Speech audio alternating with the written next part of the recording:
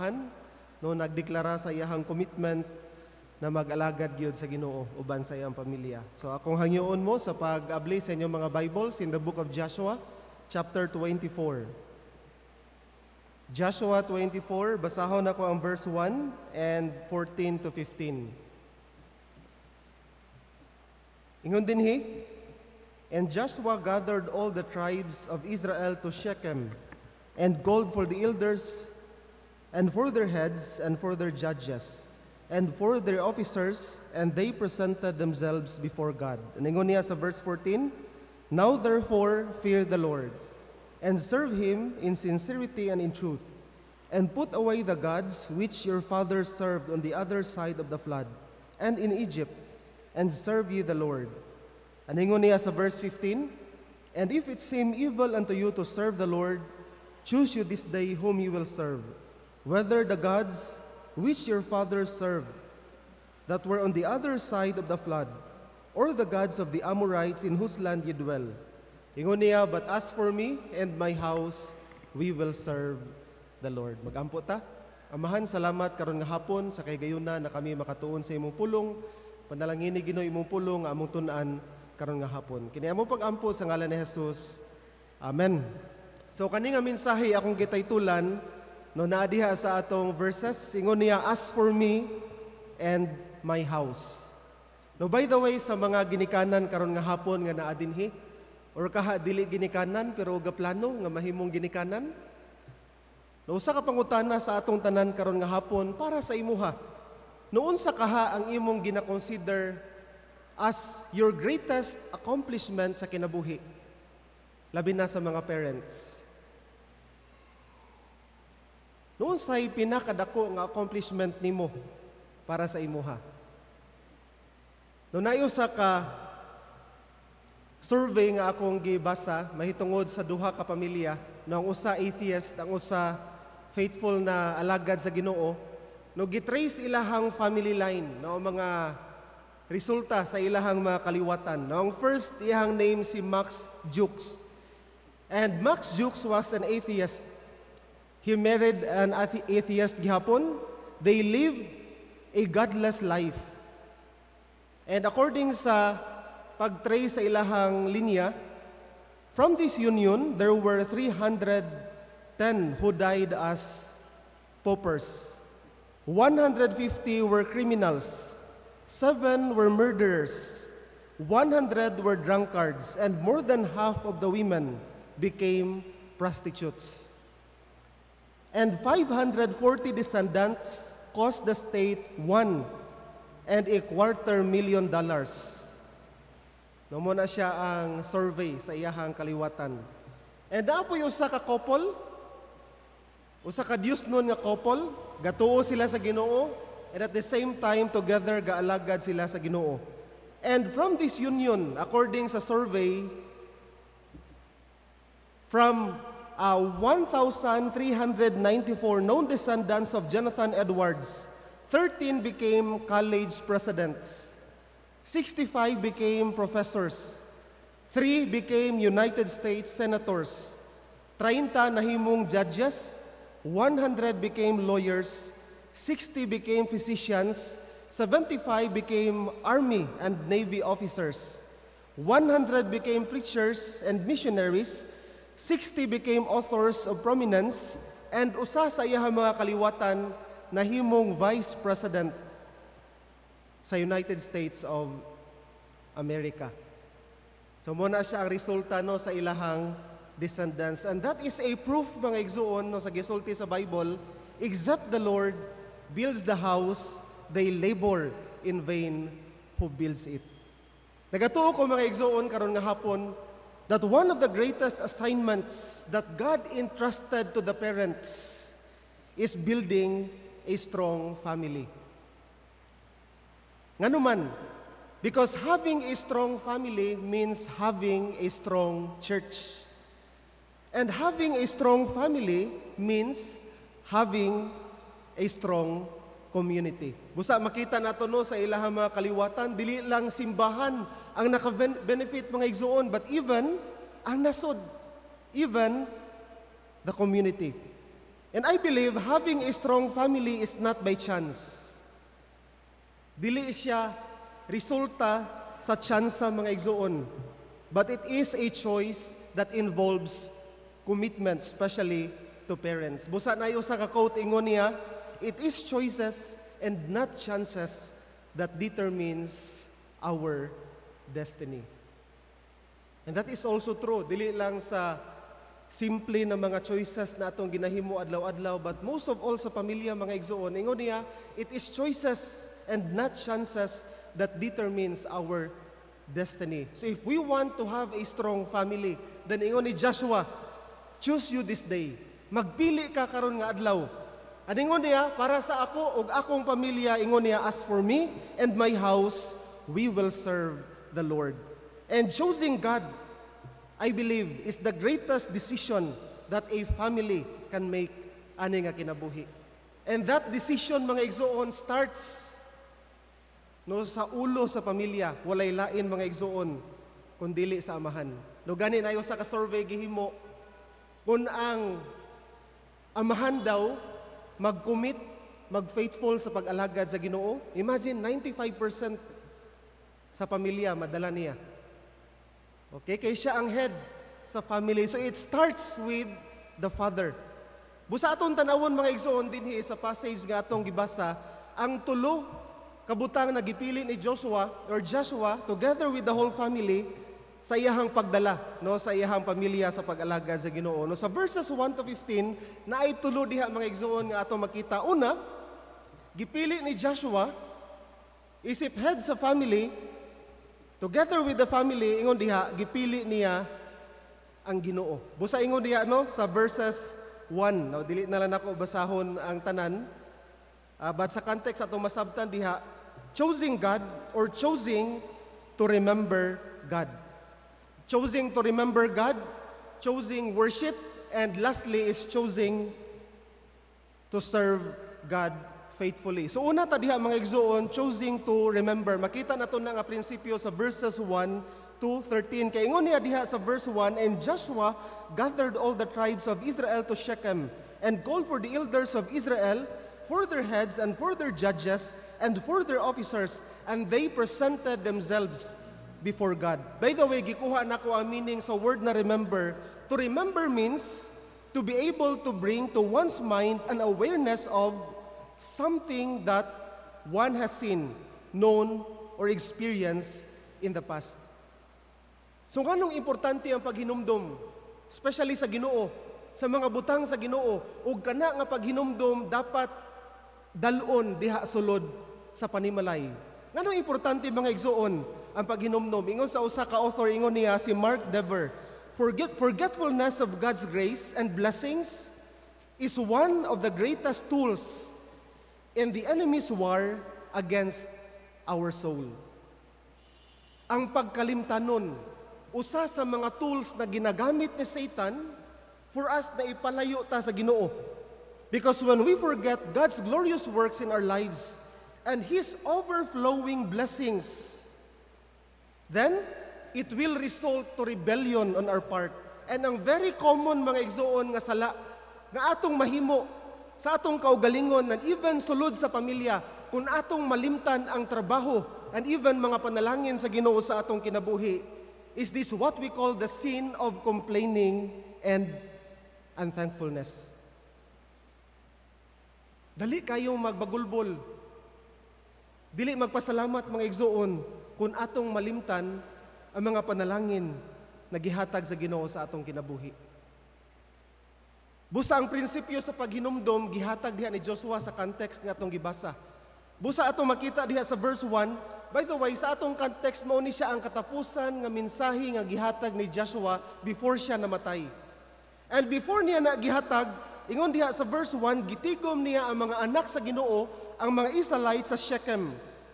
Ganun sa na ang Shechem mga igsoon. By the way, ang Shechem usa sa pinakaimportante nga lugar para sa mga Israelites. Nganuman, tungod kay Shechem mga igsoon, diha gihatag sa Ginoo kang Abraham ang saad. Unsan ang saad? Ang saad nga mahimo siyang amahan sa usa ka dako nga nasod. Daghan mga saad sa Ginoo nga gihatag sa Israel sa ilang mga katigulangan dinhi sa Shechem. And that is why before si Joshua namatay, gitigom niya ang mga Israelinhon for them to be reminded nga ang Diyos nga ilang ginasimba usa ka Diyos nga matinumanon sa iyang mga saad.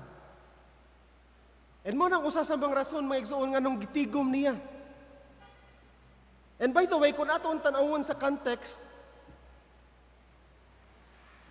before niya gitigom, mao ni ang panahon bitaw nga grabe ang prosperity sa mga Israelites. Mao ni ang panahon nga humanan na ka-experience sila o daghan ng mga victories against sa ilahang kaaway. Pila ka tuig tingali nila na enjoy ang promised land, ingon sa Bible, a land flowing with milk and honey. And nayusa ka alagad sa Ginoo bitaw nag-ingon, usa sa mga butang bitaw nga bantayan nato mga igsoon, usa sa pinakadelikado nga panahon sa atong kinabuhi, dili katong panahon nga daghan kag problema. Dili sa panahon na katong naa kay mga pagsulay nga ginaagian sa kinabuhi.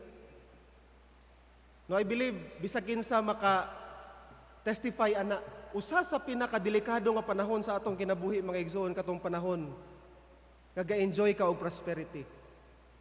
Kanang panahon nga maayo ang dagan sa imong kinabuhi. Tungod kay kana nga panahon, there is a danger for us nga malimtan nato ang atong Ginoo. And gani bisag asa karon kun inyong tan-awon bitaw ang survey, usa sa pinakapaspas kay bitaw nga growth, one of the fastest growing religions karon sa kalibutan is ang atheism. And kung tan-aw nimo ang mga nasod bitaw nga grabe kapaspas ang tubo sa atheism, imagine 80 to 90% sa ilang population population sa usa ka nasod, 80 to 90% atheist. Dili ka tuo Ginoo. And kung inyong tan-ahon mga igsoon kana ang mga nasod nga progressive. Mga dato na mga nasod. Because it is a danger for us, even for us Christians mga igsoon, kanang we enjoy prosperity, we enjoy the blessings, then we forget the blesser. And mo ning nahitabo dinhi, sa peak sa ilahang prosperity, ga-enjoy sila. Sa promised land, a land flowing with milk and honey.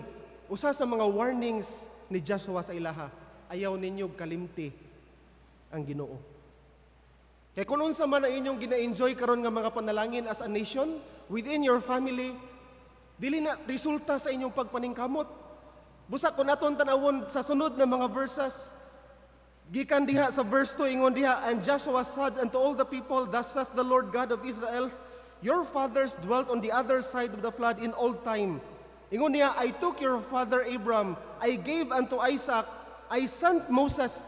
Manotis ato diha mga igsoon ang mga pulong o usa sa mga pulong na gibalik-balik diha, I gave, I sent, I brought, I delivered. Gipahinumduman sila ni Joshua nga kung unsa man inyong gina-enjoy karon sa Canaan, sa promised land, dili na resulta sa inyong pagpaningkamot, pero resulta na sa gahom ug trabaho sa Ginoo sa inyong kinabuhi. Ug tungod kay siya ang hinungdan sa mga panalangin nga inyong gina-enjoy ingon diha, ayaw ninyo siya kalimti. Remember God and remember His blessings. Munang giingon ako no usa sa mga danger sa atong kinabuhi nga mag-enjoy ta sa blessing, even sa atong pamilya nga malimtan nato kung kinsa ang naghatag ana ng mga panalangin mga igsuon.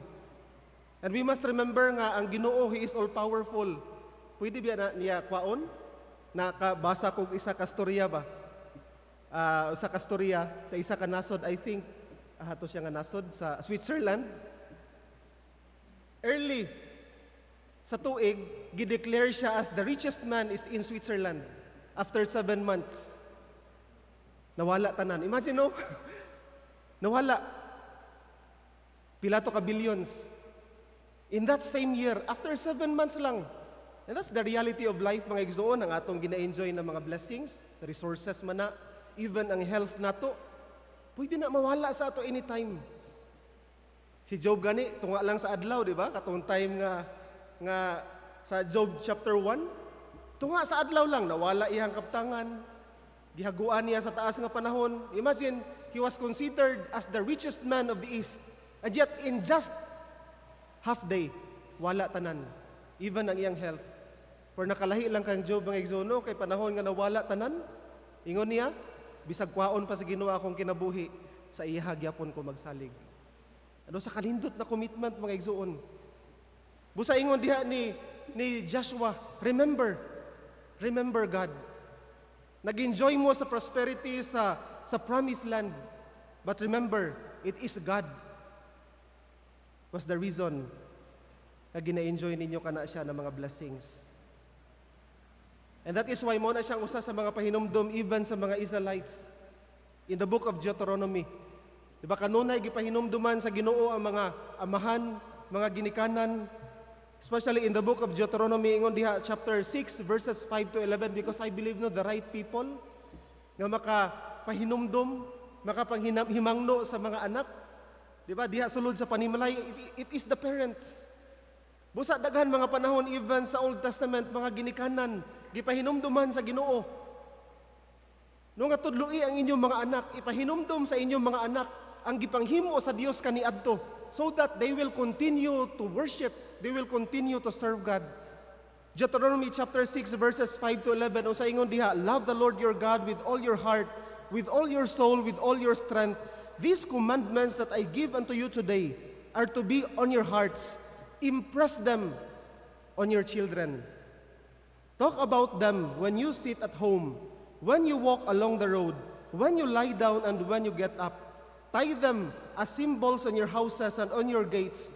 When the Lord your God brings you into the land He swore to your fathers, to Abraham, Isaac, and Jacob, to give you, a land with large, flourishing cities you did not build, houses filled with all kinds of good things you did not provide, wells you did not dig, and vineyards and olive groves you did not plant, then you eat and are satisfied. Be careful that you do not forget the Lord. Ang mga igsoon, gipahinumduman ni.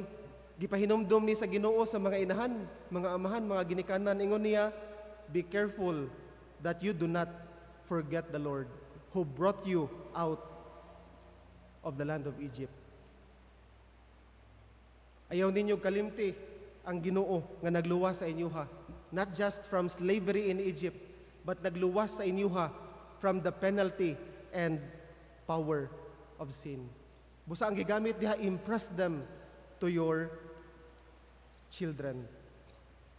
Impress them to your children. So munang unang abutang ato makita dinhi, gipili ni Joshua nga hinumduman ang Ginoo ug itudlo na siya sa iyahang mga kabataan, not just sa nation sa Israel. So choose to remember God and His works. And secondly, sa verses 14 to 15, ingon niya, now therefore, fear the Lord, and serve Him in sincerity and in truth, and put away the gods which your fathers served on the other side of the flood. No, usa sa mga butang daw nga dapat dili nato limtan, na kinahanglan nato pilion sa atong kinabuhi, together sa atong pamilya, is ang kahadlok sa Ginoo. And sa context, I believe it speaks about worship.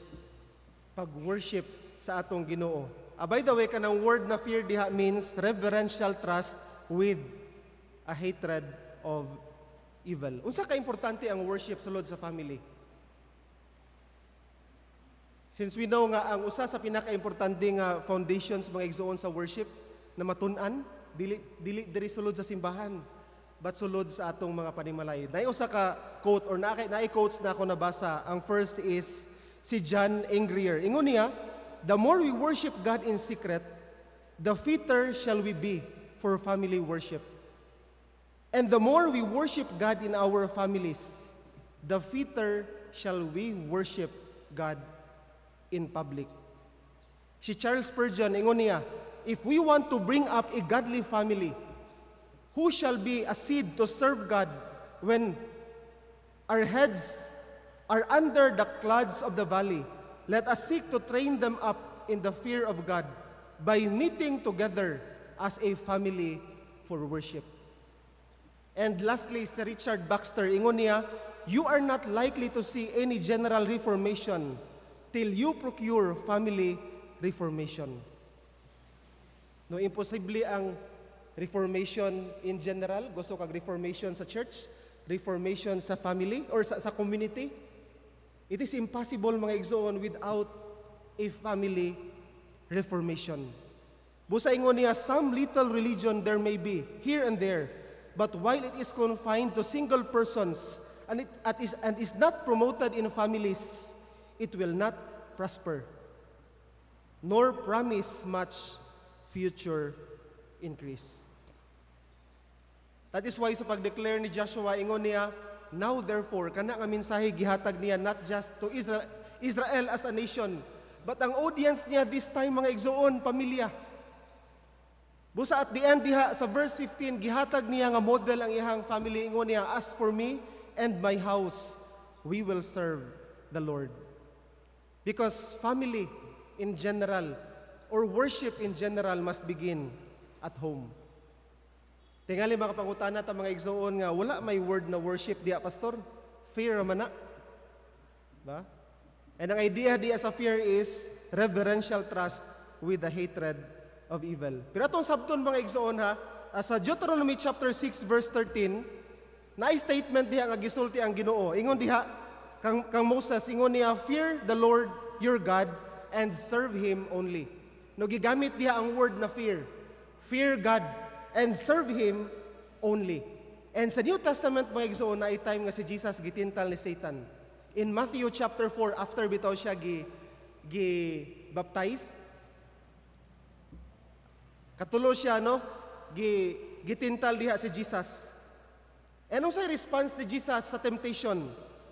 In Matthew chapter 4, verses 8 to 10, atong basahon, ningon niya, and again, the devil taketh him up an exceeding high mountain, and showeth all the kingdoms of the world and the glory of them, and said unto them, all these things will I give thee, if thou wilt fall down and worship me.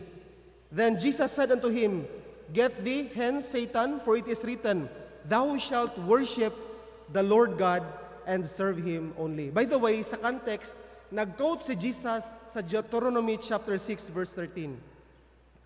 Ang statement sa Deuteronomy 6:13, fear God and serve Him only. Pero sa New Testament, mga igsoon, ang gigamit diha is worship. Worship, mga igsoon. Because the word translated fear in Hebrew is worship in Greek. It means, mga igsoon, ang pagkahadlok sa Ginoo is connected to worship. Because worship also has the idea of reverence, respect, awe, and honor.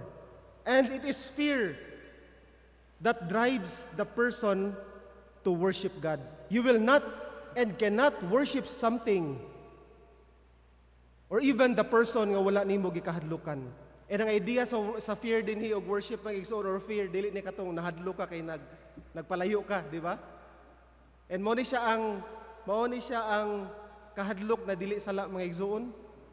Kanang nahadlok ka, pero nagpaduol ka, speaks of reverence. And by the way, sa Bible, I don't know sa katinuod ka na bitawng ingon nila nga, ang word na fear not, na mention siya 365 times sa Bible, di ba? Fear not. Namurag, adlaw-adlaw no, giinan ta sa Ginoo na ay kahadlok, and what a promise no, gikan sa Ginoo. Pero kani dinhi ang word na fear itself isala man na siya, di ba? Pero kani nga kahadlok diha, mga igsoon, dili ni siya, because it speaks about reverence, to fear God, okay, and to serve Him only. And ingon sa Proverbs chapter 9 verse 10, ingon niya, the fear of the Lord is the beginning of wisdom. And ang idea diha sa worship, mga igsoon, og kahadlok sa Ginoo, it is inseparable with not sinning. Busa ingon diha, to fear God and put away the gods. Busa ang idea ni Dr. Scofield, gihatagan niya og meaning ang fear, it is reverential trust with the hatred of evil. If you worship God, if you love God above all, then you will surely hate sin. Busa ingon sa Psalm chapter 97 verse 10, ingon niya, they that love the Lord hated evil. Busa ingon ni Joshua diha, fear God, worship Him, and put away the gods. Ang tinuod nga nagasimba sa Ginoo mga igsoon, although dili ka sinless, but surely you will hate sin. You will never enjoy sin sa imong kinabuhi. And ang God's nung gi-emphasize diha ni Joshua katuning mga Dios na gisimba sa ilahang mga katigulangan. And by the way, no, kung atong tanawon ang itrace ang history kanibitang pagsimba og mga graven images sa time pa man ni Abraham, di ba? Sa iyahang papa. Kay usa sa mga trabaho sa amahan ni Abraham kanang gahimo siya og mga graven images isimbahon. Okay? And gikuha sa Ginoo si Abraham gikan diha. No, sa Bible kasagara atong mabalaan, may sugutan kanang graven images speaks about idol worship na mga graven images. But sa Bible, mga igsoon, especially in the New Testament, worshiping idols is not just about worshiping graven images. Pero sa ingon ni Paul, anything that we love more than God is considered as our idol. Ang idolatry, mga igsoon, dili lang katong graven images na ginasimba sa mga tao. But anything we love. Kung ganiha buntag, fan ka sa Boston Celtics, di ba? Kay dula man sa Boston ganiha. Ya, mo hinungdan tingali nga wa ka nakaadtog simbahan, di ba? Kay nahigugma kag ayo sa, di ba? Kung ang imong cellphone mo hinungdan nga di nakakabasa og Bible, then ingon sa Bible, then that is your idol. Anything that we value more than God is considered as our idol. Tayo sa ka-statement ba? As Christians, ang atong struggle daw dapat, dili na kung unsa ang good and bad. Ang paghimog dautan, that must not be our option. But it must be between good and best. Di ba? Ang dautan, dili na siya option nato dapat. It's between good and best. Unsay pinakamaayo na ko buhaton karon nga adlaw? During Sunday. It's to worship God. Pero pananglitan, di ba? Naa kay bisita. Unya, wala ka nakaadtog simbahan kay dili nimo mabiyaan ang imong balay kay naa kay bisita. I believe ang pag-cater og bisita during Sunday kay naa kay di man na dautan. It's good, di ba? It's good, but you failed to do what is best. Busa ingon niya, the greatest enemy of best is not bad, but it's good. Busa mga igsoon, ang challenge sa ato karon nga hapon, no? Unsa man na ang mga butang, even sa akong kaugalingon, nga gahinder sa ato, anything that we value more than God is considered as idol. And busa ingon niya, in order for us to commit worshiping God with all our heart, ingon niya, forsake, put away the gods which your father served on the other side of the flood. And by the way, as parents, ngano nga importante na siya i-model sa mga ginikanan, sa mga anak? Because I believe, no, mga ginikanan, dako kayo ang impact sa mga ginikanan. Kung makita sa inyo mga anak na committed mo sa pagsimba, pag-alagad sa Ginoo, I believe, no, mahimo na siya nga may nga example sa inyong kinabuhi. Pero kung sayon ra kayo, dili kayo bugat sa imuha kung Sunday dili ka makasimba, then unsa na modelo ang imong gipakita? Kung ginapakita nimo sa imong mga anak nga okay lang nga di magbasag Bible, then unsa nga modelo ang ilahang makita sa imo sulod sa panimalay? Because I believe, mga igsoon, worship starts in our families. Ug mo na siya ang commitment diha nga gipakita ni Joshua. Remember God. Choose worship. And lastly, ingon niya diha sa last part sa verse 15. Now, ingon diha, if it seem evil unto you to serve the Lord, ingon niya, choose you this day whom you will serve, whether the gods of the Amorites or of your fathers that were on the other side of the flood, or the gods of the Amorites in whose land ye dwell. But ingon niya, as for me and my house, we will serve the Lord. Ingon niya, as for me. So nakita na to ang connection. Ang kahadlok sa Ginoo, fear drives worship. And what you worship, surely you will serve, mga kaigsuunan.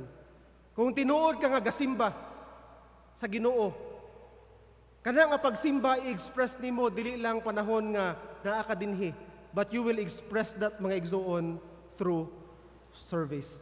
True worship always motivates you to get involved in service. Service. That is why worship is so much more than singing. It is more than praising songs. It is more than listening sermons during Sunday.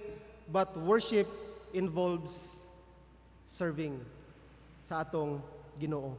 And manotice ato mga igsoon, usay declaration niya ni Joshua. Ingon niya, as for me, gisulti na ni Joshua atubangan sa iyang asawa, atubangan sa iyang mga anak. Unsa ka impresyon iyang gipakita diha? Unsa nga impresyon mga igsoon ang gipakita niya? Gipakita niya iyang authority within the family. Joshua exercised authority. Gipakita niya sa iyang asawa, sa iyang mga anak, nga samtang naa mo sulod sa akong panimalay, wala mo'y choice, but kinahanglan mag-uban mo sa ako sa pag-alagad sa Ginoo. And that is very important, mga igsoon, I believe, sa mga ginikanan. Bisag kinsa nga pastor mo to, ani, it is very important, labi na sa inyo ng mga ginikanan, nga makita sa inyong mga anak nga naa mo'y authority over sa ilang kinabuhi.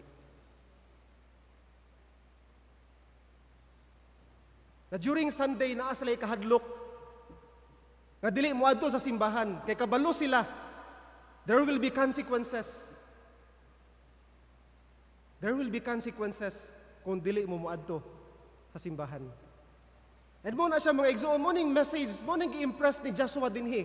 Isip amahan, kinahanglan makita sa akong pamilya, sa akong anak, nga naa ko'y authority. As long as naa mo sulod sa akong panimalay, we will serve the Lord. Ngay mangutana ko sa atong tanan karon nga hapon, naa pa ba dinhi no nga ga-exercise kung dili mo adto inyong anak sulod sa simbahan o sa simbahan? Naa pa ba gapamulan no nga ginikanan? sa among family di man gid perfect, although daghan imperfection sa among family, pero usa sa mga butang bitaw nagipasalamatan ako sa akong mama no pila ka asin o pila ka kanang sa tawag kanang munggos ang nausik. Kaysa una kung dili mo adto simbahan luhod. Sa panang anak sa una, nagdumot ba ko sa akong ginikanan? But I believe mo nang usa sa akong ginapasalamatan kanunay sa akong ginikanan. Sa una, kanang bunalan ba? Muna po tanan ako na pa ba i-exercise na karon no? Kanang kung dili mo adtong simbahan nimong anak. And mo man yung impression ni Joshua dinhi mga igsoon. Okay? Ingon niya, as for me and my house, wala mo'y choice as long as naa mo sulod sa akong panimalay. Samtang ako pa'y gapakaon sa inyo ha. Samtang ako pa'y ga-provide sa inyong mga panginahanglan, kinahanglan mo muuban sa ako sa pag-alhagad sa Ginoon, kinahanglan makita na mga igsoon sa mga ginikanan. Because if they cannot respect your authority at home, how can they respect the authorities in our church?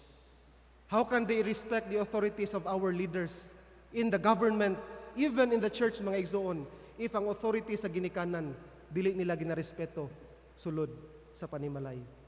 Busa ingon ni Joshua diha, as for me and my house, we will serve the Lord. And bukod ang tulo kang mga butang diya mga igsoon nga ato makita. Remember God, choose worship, and even choose to serve God with all our hearts.